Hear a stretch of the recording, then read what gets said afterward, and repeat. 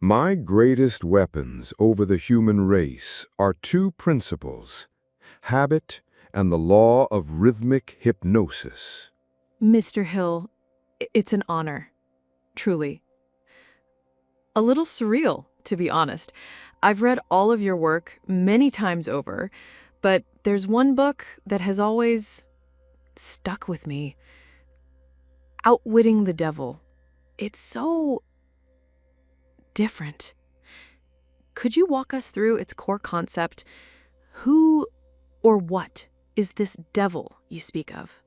Dr. Sinclair, I'm glad you're here, and I'm glad you're asking about that particular book, because it is the most important work I ever wrote. You see, after decades of interviewing the world's most successful men, I was left with one great unanswered question.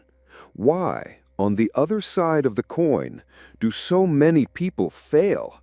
Why, with all their potential, do they never arrive? Exactly. That's the fundamental question. And my research led me to a startling conclusion: that there is an unseen force in the universe, an opposing current, a power whose sole purpose is to pull a human mind off its course. I call this force the devil. A, a literal force? Something external to us? Entirely. But not the caricature with a red cape and a pitchfork. No. This is a force of nature. It's the part of nature that causes everything to drift towards decay and aimlessness. Its job is to seize control of the human mind, to trap people in their own fears, their own doubts and indecisions, so that they never become who they were meant to be. This force operates through idleness and a lack of purpose. I understand. I do.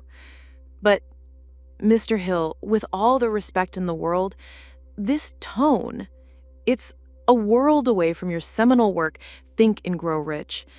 That book was filled with such boundless hope, with the absolute power of a focused mind, of definiteness of purpose.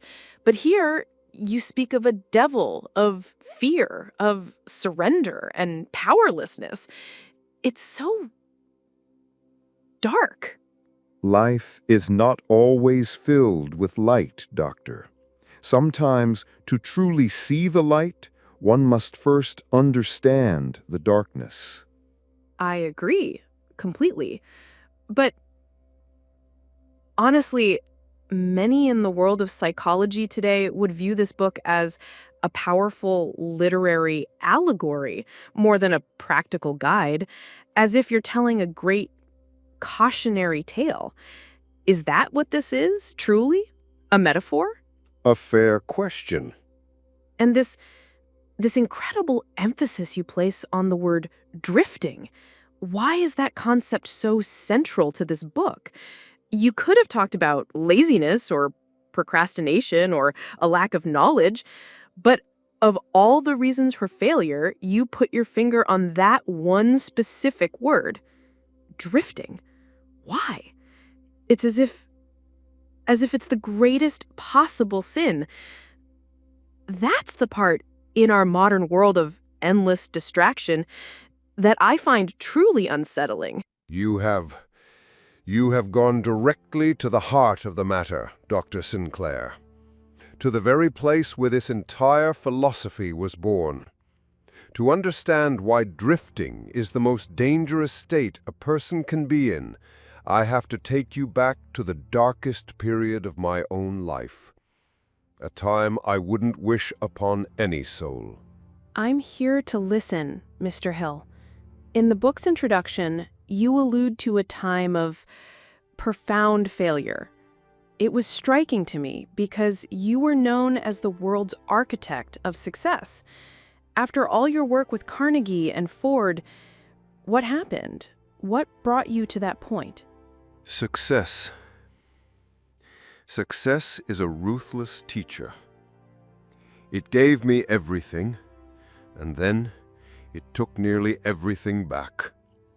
I lost my fortune in a series of bad investments.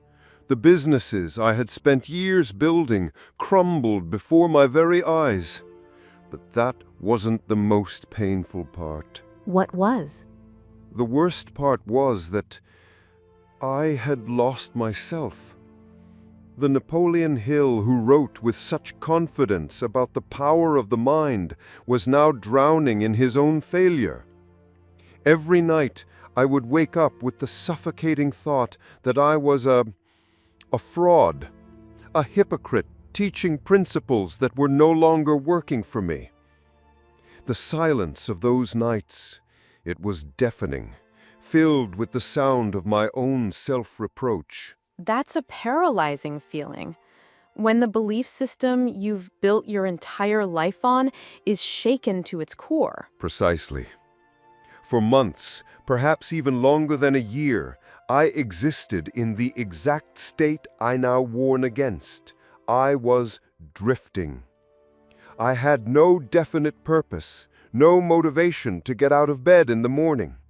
My mind was completely occupied by fear.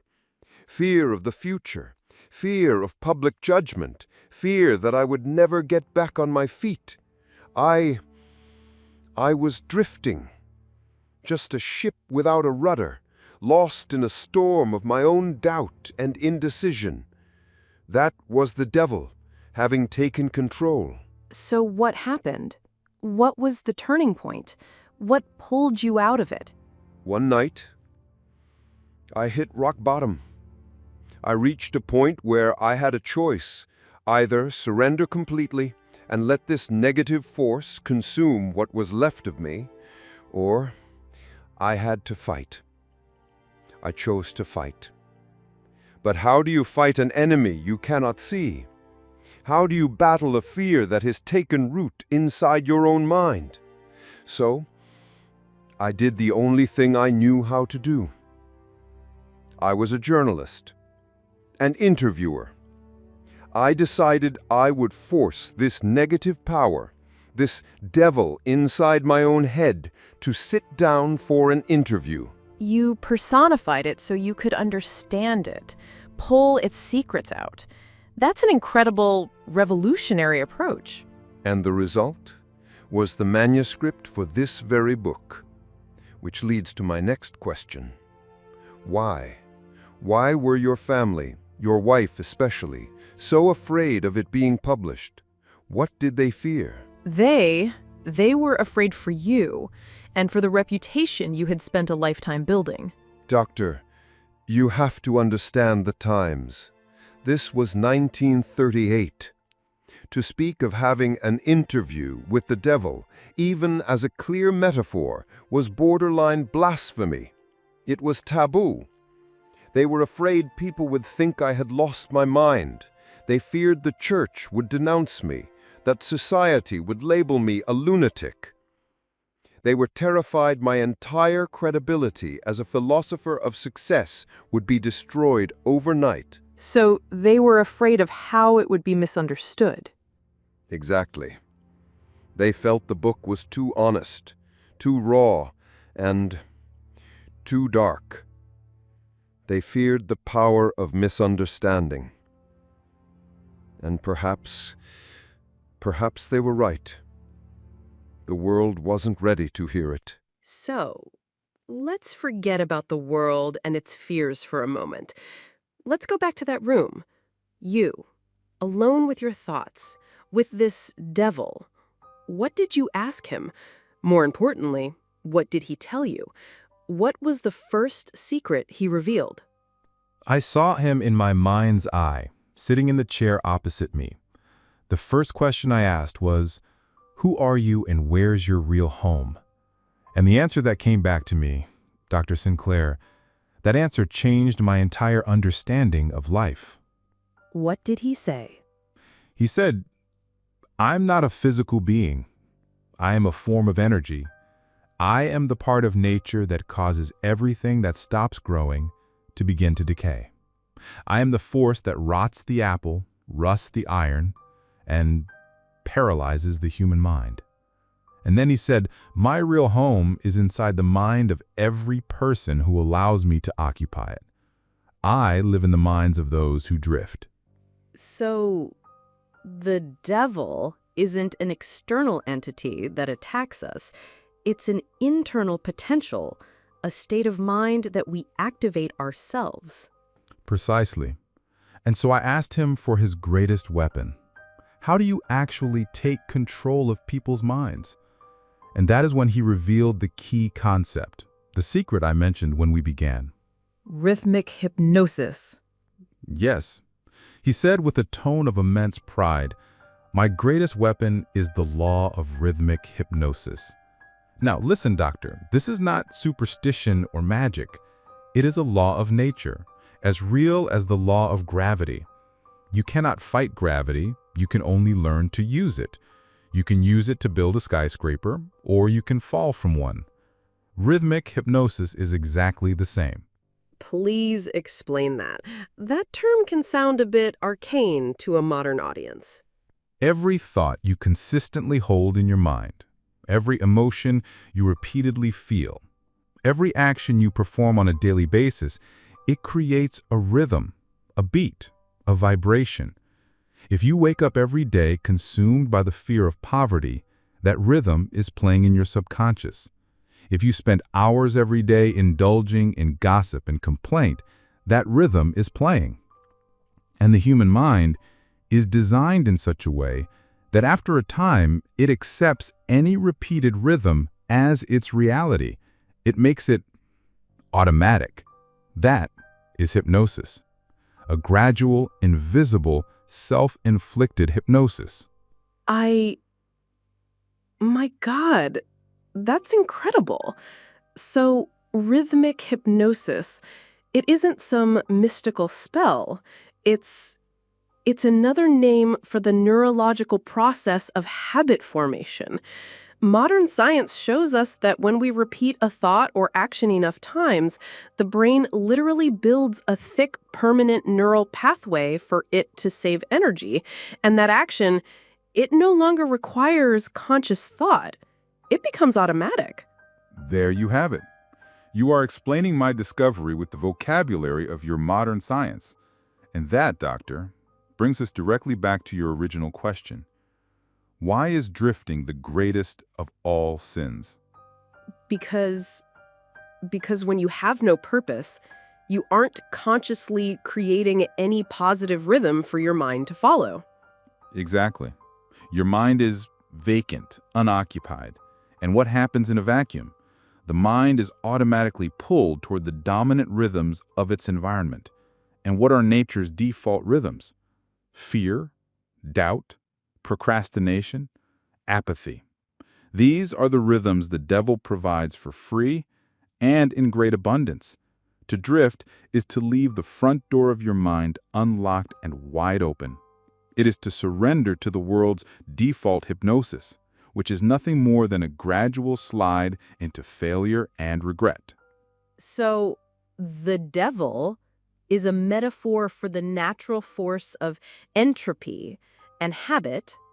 Rhythmic hypnosis is the neurological process of those habits becoming automated, and drifting is the key that we, ourselves, turn in the lock, giving that destructive process permission to take over our lives. That perspective changes everything. It changes everything because it returns control to you. The devil, you see, only has power where ignorance and aimlessness reside. The moment you become aware of these laws, his power over you begins to evaporate. You are no longer a victim of circumstance. You are a player who has learned the rules of the game. Mr. Hill, it's almost frightening how accurately your words, written nearly a century ago, describe our world today. Perhaps even more so now than in your own time. Human nature has not changed, Doctor. Only the tools used to ensnare it have grown more sophisticated. Exactly. The drifting you describe, today it has a new and deceptive name: endless scrolling. We spend hours aimlessly wandering through social media feeds, from one short video to the next, one outrageous headline to another, with no definite purpose whatsoever. And with every single swipe, we are strengthening that rhythm in our minds, the rhythm of distraction, the rhythm of cheap, instant gratification. It is a perfect state of modern hypnosis. And no one forces you to do it. It is a voluntary surrender. That is what makes this force so powerful. It does not coerce. It simply tempts you to give up the reins of your own mind. It's true. Or think of the fear you said the devil feeds on. Today, we have a 24-hour IV drip of negative news pumped directly into our brains. War, disease, economic crisis, disaster. We voluntarily place ourselves in a rhythmic hypnosis of anxiety and fear. And then we wonder why we feel so hopeless and unmotivated, why we feel like the world is ending and there's nothing we can do. And when a person believes there is nothing they can do, they are already defeated. That is the very definition of failure, surrendering before the fight has even begun. So these modern tools, the smartphone, the internet, they aren't the devil themselves. Not at all. These tools are inherently neutral. They are like any other tool. A hammer can be used to build a beautiful home, or it can be used to tear one down. The problem is never the tool itself. The problem is the one who wields the hammer, and more importantly, whether they have a definite purpose for its use. If there is no purpose, that hammer, by the law of nature, will default to chaos and destruction. It is the law. So the battle today, it isn't against some external demon. It is a war for the conscious control of our own attention. An internal war fought inside each of us between purpose and digital drifting. You said the devil lives in the minds of the aimless. Today, it feels as though our entire technological landscape has been perfectly engineered to keep us in that state of aimlessness, so our attention can be harvested and sold. We are unwittingly living in the devil's paradise. That's a powerful and, frankly, terrifying diagnosis. So the question becomes, how do we escape this paradise built for the devil? What is the first step? For someone listening to us right now who feels completely stuck in that state of drifting, what is the very first thing they should do tonight? A practical exercise, an actionable step. The first step is always and only awareness. You cannot defeat an enemy you do not know exists. You cannot break a habit until you recognize that it is a habit. So the first step is simply to identify these negative rhythms in your own life. And how do we do that? The exercise is simple, but it requires courage and absolute honesty. Tonight, before you go to sleep, take out a pen and paper, or even just a blank note on your phone, and review your day from the moment you awoke. Write down all of your automatic habits, the small things you do without thinking. What sort of things? The very first thing you do when you open your eyes. Is it checking your phone? Is it listening to the news? Or is it a quiet moment to plan your day? Throughout the day, how many times do you reach for social media for no reason? When you feel stressed or bored, what is your automatic reaction? What kind of content do you watch? What music do you listen to? And finally, what is the very last thing you do before you close your eyes at night? Do you fall asleep with an inspiring thought, or with the image of a catastrophe on a screen? A complete audit of one's daily habits. Precisely. And then, next to each habit, honestly, place a symbol, a plus sign, if that habit moves you even 1 inch closer to your definite purpose in life, or if it gives you energy and inspiration. And a minus sign, if it keeps you in a state of drifting, fear, anxiety, or distraction. That is all. Do not judge. Do not try to change anything yet. Just observe. Just become aware. The first step to breaking a hypnotic trance is to finally realize you are in one. So, this habit audit, it's like walking into the cockpit of your own airplane for the first time, only to discover it's been flying on autopilot this whole time. And you didn't even know it was switched on. And with this exercise, you look at the flight plan for the first time and realize the autopilot's destination is not where you ever wanted to go. That is the moment of awakening. So, after this entire conversation, the devil isn't some creature with horns waiting for us in the afterlife. The devil is the autopilot of your mind. It engages the moment you let go of the controls. If you do not consciously and deliberately set a destination, it will fly you to its own default destination, a place called nowhere, paved with regret and unfulfilled potential. Outwitting the devil, then, means switching off that autopilot and taking the controls yourself, even if, at first, your hands are shaking.